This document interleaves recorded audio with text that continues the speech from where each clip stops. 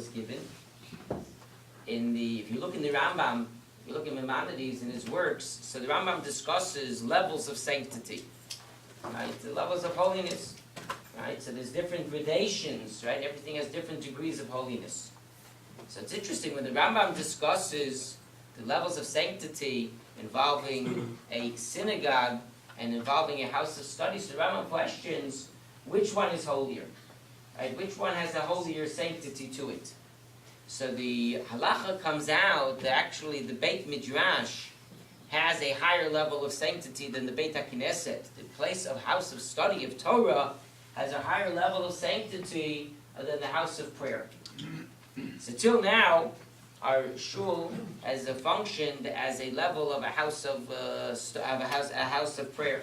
So now, pretty much, we only had in the synagogue limited to the siddurs, the siddurim, as well as the chumashim that we used during the services. Right, till now, we really haven't had the opportunity to have for ourselves a Beit Midrash in its fullest extent. To have a Beit Midrash, a house of study, you have to have books to study. Right, they're critical.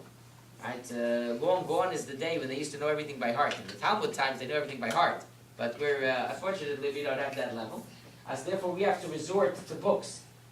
Right, and today is a very special day because in the back we already have the beautiful bookcases of Yaakov Mead has been magically by Ronin transformed into the beautiful bookcases that when you walk into the shul, give it a feel, the warm feel that a shul should have, that is so desirous for a shul.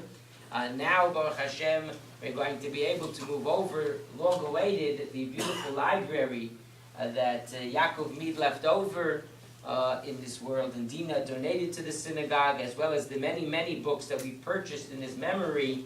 That all of this goes as a zechus, all of this goes as a merit to in Yaakov's soul, that his neshama should soar ever higher in Shemayim.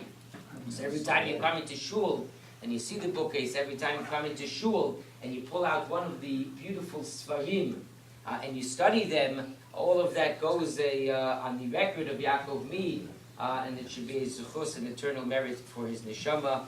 And we're honored that Dina came today to be here for this great and momentous occasion.